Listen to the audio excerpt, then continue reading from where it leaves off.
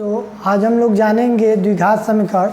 हमने इससे पिछले वाले क्लास में जान चुका था कि द्विघात समीकरण क्या है और इसके जो बेसिक कंसेप्ट थे।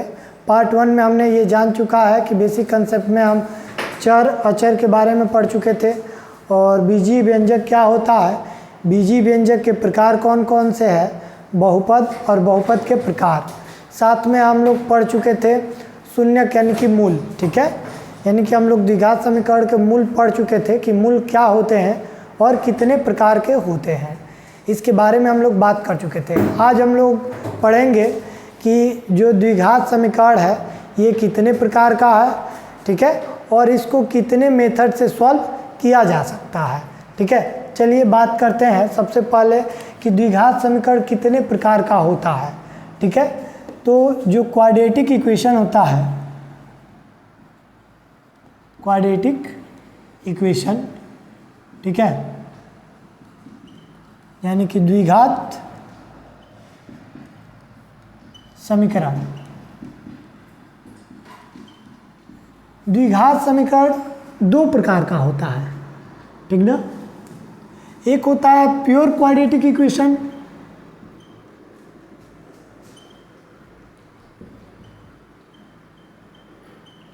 क्वाड्रेटिक इक्वेशन, ठीक है, यानी कि शुद्ध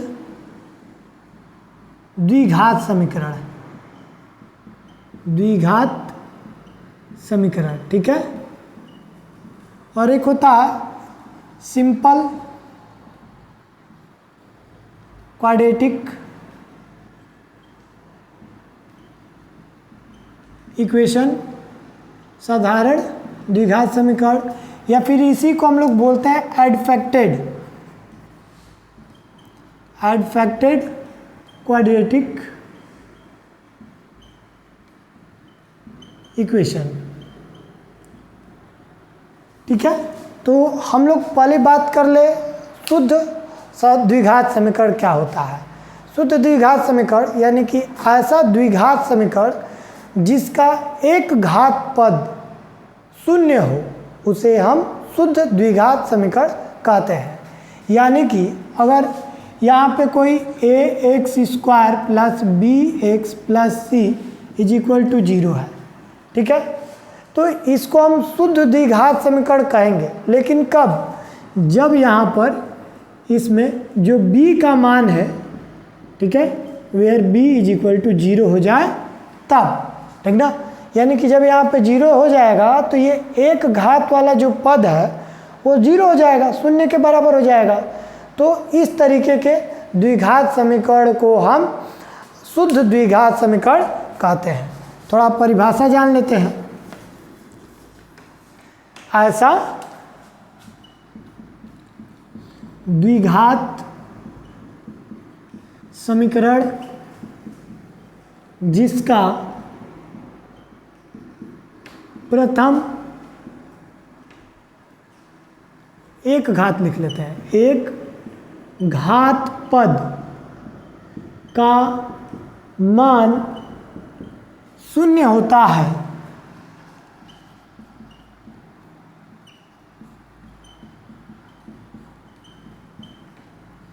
शुद्ध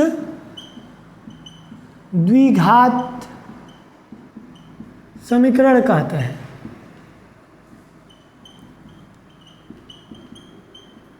अर्थात क्या चीज़ कि अगर ax² plus bx plus c is equal to 0, ये जो है ये द्विघात शुद्ध द्विघात कहलाएगा जहाँ पर ये जो b की वैल्यू हो जाए वो 0 के बराबर हो जाए, ठीक ना।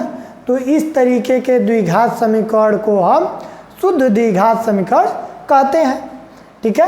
अगर एग्जाम्पल की बात करें तो एग्जाम्पल जैसे हम लोग ले लेते हैं 2x² minus 4 is equal to 0। ये हमारा शुद्ध द्विघात समीकरण है। क्यों? क्योंकि इसका एक घात पद, ठीक ना, यानी कि b का मान यहाँ पर क्या है, 0 है, ठीक है। अगर हम इसको लिखना चाहें तो हम लोग इसे लिख सकते हैं 2x² plus 0 into x minus 4 is equal to 0। तो देखिए अगर हम इसकी तुलना इससे करें तो यहाँ से b का मान क्या मिल जा रहा है, 0।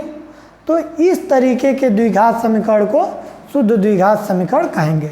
एक और एग्जांपल ले लेते हैं, 5x² plus 2 is equal to 7, या कुछ भी 0 भी लीजिए, 0 ही कर दे रहे हैं, ठीक है। तो ये हमारा हो गया शुद्ध द्विघात समीकरण, ठीक है।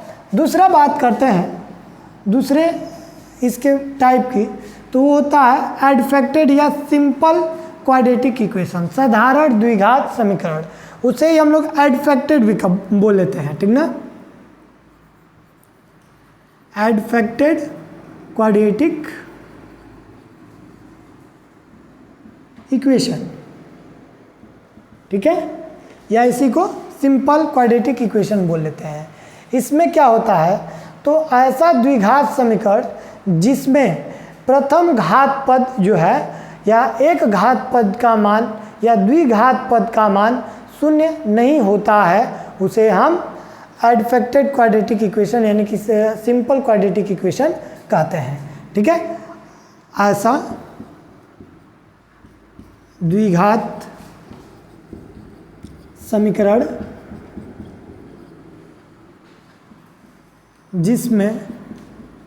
जिसके द्विघात पद तथा प्रथम या एक घात पद का मान शून्य नहीं होता है, एडफेक्टेड क्वाड्रेटिक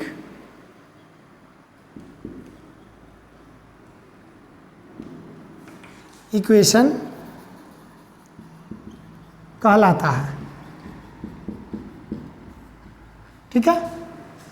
अर्थात अगर हमारा ये ax² plus bx plus c is equal to 0 adfected होगा, कब, तो यहाँ पे लिख लेते हैं where a is not equal to 0, b is not equal to 0, यानी कि a और b का जो मान है ये यहाँ पे 0 ना हो, c हो सके या ना हो, उससे हमें कोई फर्क नहीं पड़ता है। बस द्विघात पद यानी कि वह पद, द्विघात समीकरण का वह पद जिसका घात 2 है, एक घात पद यानी कि द्विघात समीकरण का वह पद जिसका घात 1 होता है, ठीक है। तो इसको हम लोग एडफेक्टेड क्वाड्रेटिक इक्वेशन या इसे हम सिंपल क्वाड्रेटिक इक्वेशन यानी कि साधारण द्विघात समीकरण कह लेंगे। इसमें a और b की वैल्यू 0 के बराबर नहीं होती है, ठीक है। अगर एग्जाम्पल की बात करें, इसका एग्जाम्पल लेकर चलते हैं, तो हो जाता है 3x² plus 5x plus 7 is equal to, ठीक है, 0, ठीक ना। 2x² minus x plus 1 is equal to 0, 3x² plus x minus 1 is equal to 0, dot. ये सभी के सभी हमारे क्या है, ये सभी के सभी हमारे एडफेक्टेड यानी कि सिंपल क्वाड्रेटिक इक्वेशन है, ठीक है। और ये तो हो गया टाइप के, कितने टाइप के होते हैं। अब हम लोग जानेंगे कि इसके जो क्वाड्रेटिक इक्वेशन है, चाहे प्योर क्वाड्रेटिक इक्वेशन हो या एडफेक्टेड हो, इसको कितने मेथड से सॉल्व कर सकते हैं। इसके मेथड की हम बात करेंगे, चलिए देखते हैं मेथड। इसकी मेथड के बारे में बात करते हैं। हम लोग बात करते हैं मेथड की कि कितने मेथड से ये सॉल्व होता है, ठीक है। तो इसके 3 मेथड है, ठीक ना, 3 मेथड है। मेनली तो 2 ही मेथड होता है, एक फॉर्मूला होता है, फॉर्मूला बेस्ड, ठीक है, जिसको जनरली हम लोग फैक्टराइजेशन मेथड से नहीं सॉल्व कर पाते हैं, इसलिए उसको हम लोग अलग मेथड में जान लेते हैं, ठीक है। तो इसके 3 मेथड होते हैं, ठीक है।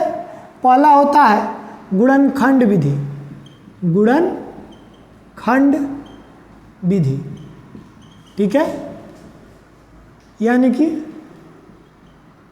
फैक्टराइजेशन मेथड, ठीक। दूसरा होता है पूर्ण वर्ग विधि, पूर्ण वर्ग विधि, ठीक है, यानी कि कंप्लीट द स्क्वायरिंग मेथड,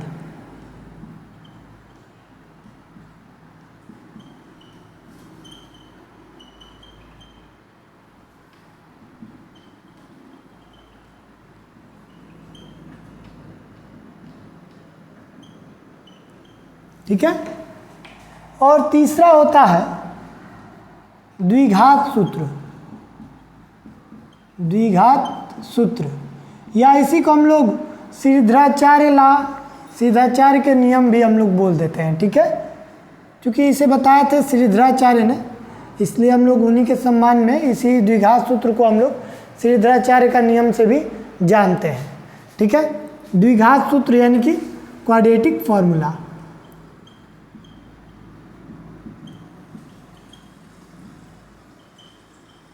ठीक है, ये तीन हमारे मेथड होते हैं। इन तीनों मेथड से हम लोग जानेंगे कि कैसे सॉल्व होता है। चलिए हम लोग बात करते हैं फर्स्ट मेथड की, गुणनखंड विधि। ठीक है, तो इसमें क्या होता है कि जब हम लोग, चलिए इसमें हम तीनों में पहले बात करते हैं गुणनखंड विधि की, गुणनखंड विधि। ठीक है, यानी कि फैक्टराइजेशन मेथड की, कि इस मेथड में हम लोग कैसे सॉल्व करेंगे। ठीक है, तो इस मेथड में अगर हमें कोई द्विघात समीकरण है तो उसके जो LHS है यानी कि द्विघात बहुपद जो है उसको, उसका गुणनखंड करते हैं और उससे जो मान प्राप्त होता है तो इस मेथड को, ठीक है, हम लोग कहते हैं गुणनखंड विधि। ठीक है, फॉर एग्जांपल मैं यहाँ पे मान लेता हूँ, माना ax² + bx + c = 0 एक द्विघात बहुपद है, द्विघात समीकरण है, द्विघात समीकरण, या फिर इसको हटा दो, चलिए 0 है, द्विघात समीकरण है। ठीक ना, ये हो गया। माना px + q तथा rx + s ax² + bx + c के गुणनखंड है। ठीक है, गुणनखंड है। गुणनखंड का मतलब कि ये, इसका गुणनखंड कब कहलाता है, जब इससे इसको भाग दे तो ये पूर्णतः विभाज्य हो जाए। ठीक ना, यानी कि इससे जब भाग दें हम इसे ax² + bx + c को, तो इसका जो शेषफल है वो 0 आ जाता है। तो हम लोग बोलते हैं कि ये px + q इसका एक गुणनखंड है।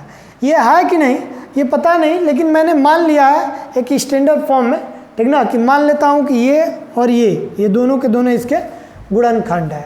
अब यही दोनों क्यों, क्योंकि ये द्विघात बहुपद है और हम जानते हैं कि कोई भी द्विघात बहुपद होता है तो उसके कितने जीरोज होते हैं, जो शून्यकों की संख्या होती है वो 2 होती है।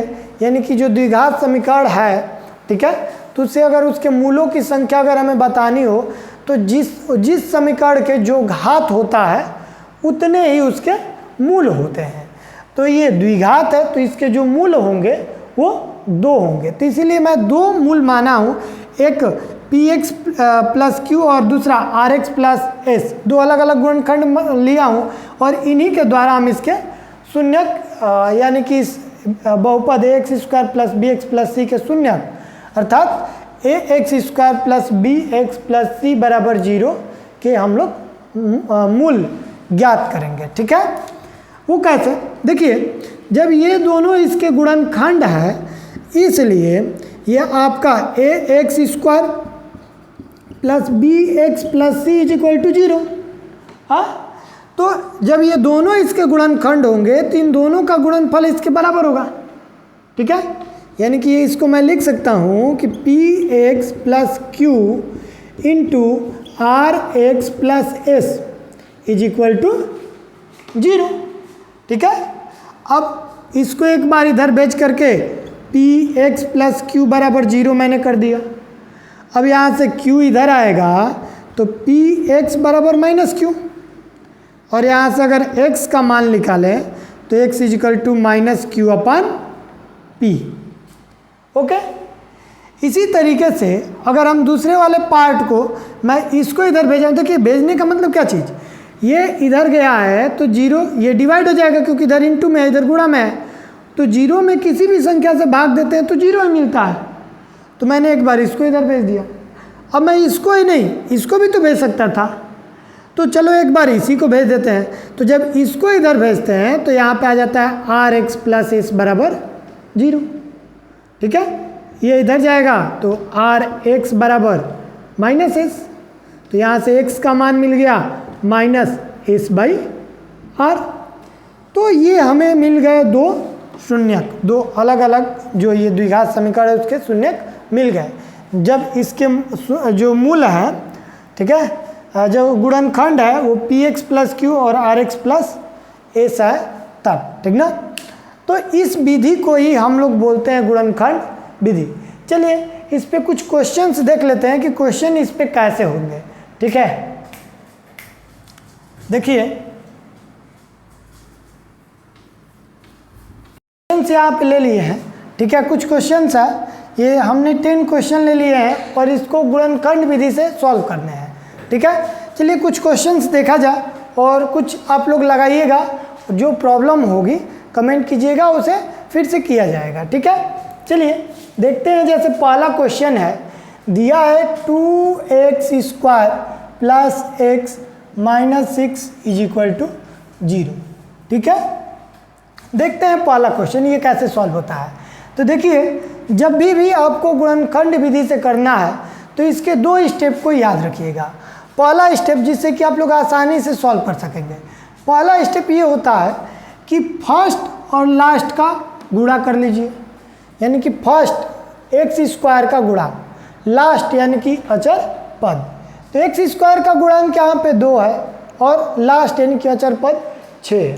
तो इन दोनों का गुणा कर लेते हैं, 2 गुणे 6 यानी कि क्या मिल गया आपका 12। ठीक है, और ये जो मिडिल टर्म है, ये बीच वाला जो पद है, यानी कि एक घात पद, वह पद जिसका घात क्या हो 1 हो, तो इसको ऐसे दो भागों में तोड़िए। कुछ इस तरीके से तोड़ना है कि माइनस है तो इस माइनस करने पे आपका ये मिल जाए, यानी कि एक मिडिल वाला, और उन दोनों का जब गुणा करें तो हमें 12 मिल जाए। ठीक ना, यानी कि प्रथम और अंतिम का गुणनफल के बराबर। ठीक है, हमें इस 12 को हम यूँ बोल लें कि 12 को 2 भाग में ऐसे तोड़ना है कि उसका अंतर 1 और गुणा करें तो क्या मिल जाए 12 मिल जाए। ठीक है, तो हम ले लेते हैं 4 और 3, 4 में से 3 गया 1 और 4 तिहाई 12। ठीक है, यही मेन हमको याद रखना है कि क्या करना है। तो देखिए ये 2x² प्लस इसके जगह पे हम क्या लिख सकते हैं, ये 4 minus 3 into x minus 6 is equal to 0। ठीक है, तो ये मिल गया 2x² प्लस इसका गुणा इसमें किए तो 4x, फिर इसी का गुणा इसमें किए तो minus 3x minus 6 is equal to 0। Plus और प्लस, प्लस प्लस और माइनस माइनस हो गया है। अब इन दोनों में कॉमन क्या है, तो कॉमन आपका 2x है, तो यहाँ पे बच क्या गया, तो x और यहाँ पर 2। ठीक है, अब इन दोनों में कॉमन क्या है, तो हम जानते हैं कि इन दोनों में भी हमें कॉमन करना है तो यही मिलना है।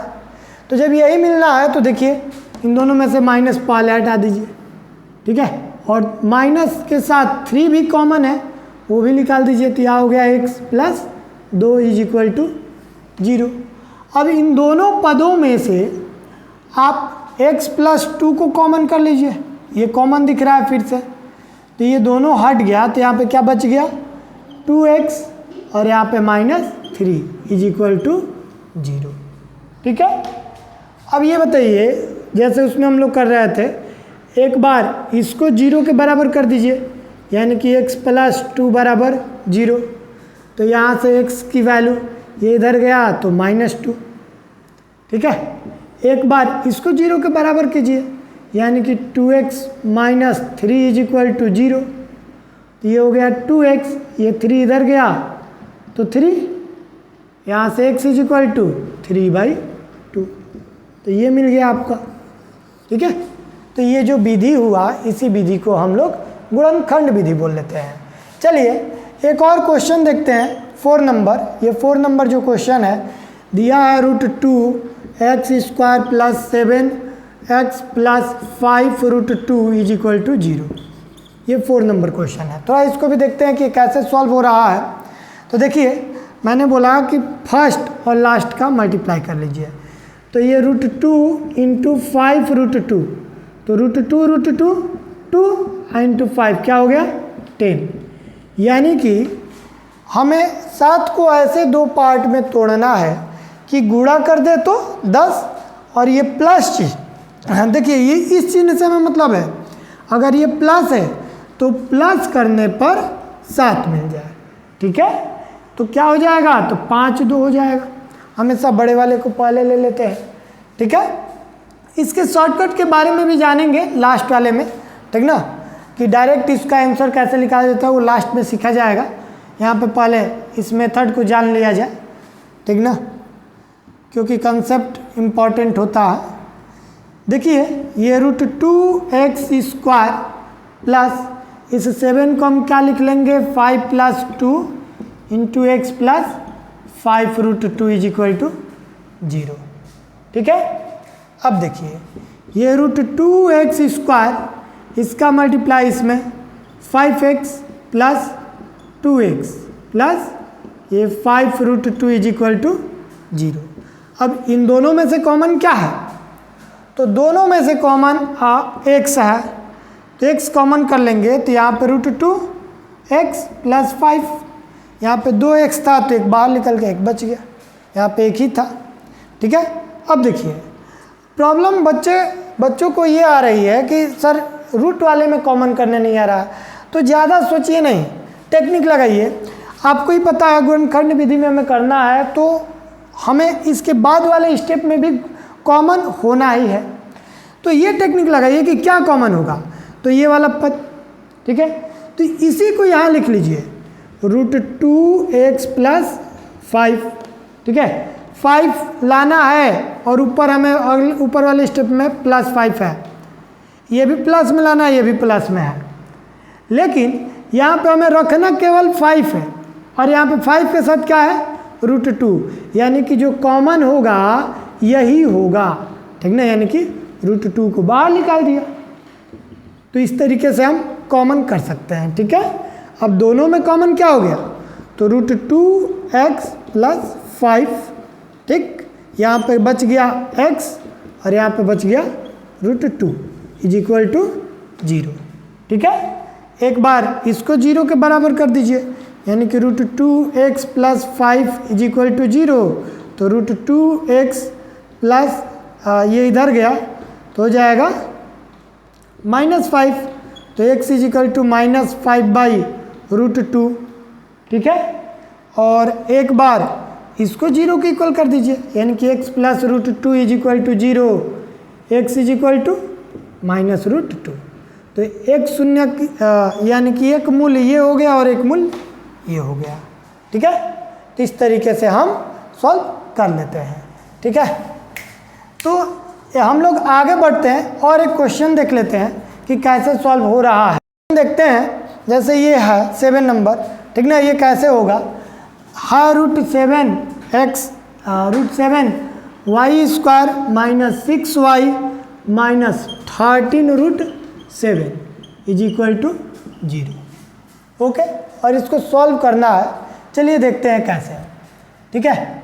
हम क्या करते हैं, फर्स्ट और लास्ट का गुणा, यानी कि √7 इंटू 13√7, तो √7 7 इंटू 13, तो 13 7 जा 13 से 91, हाँ।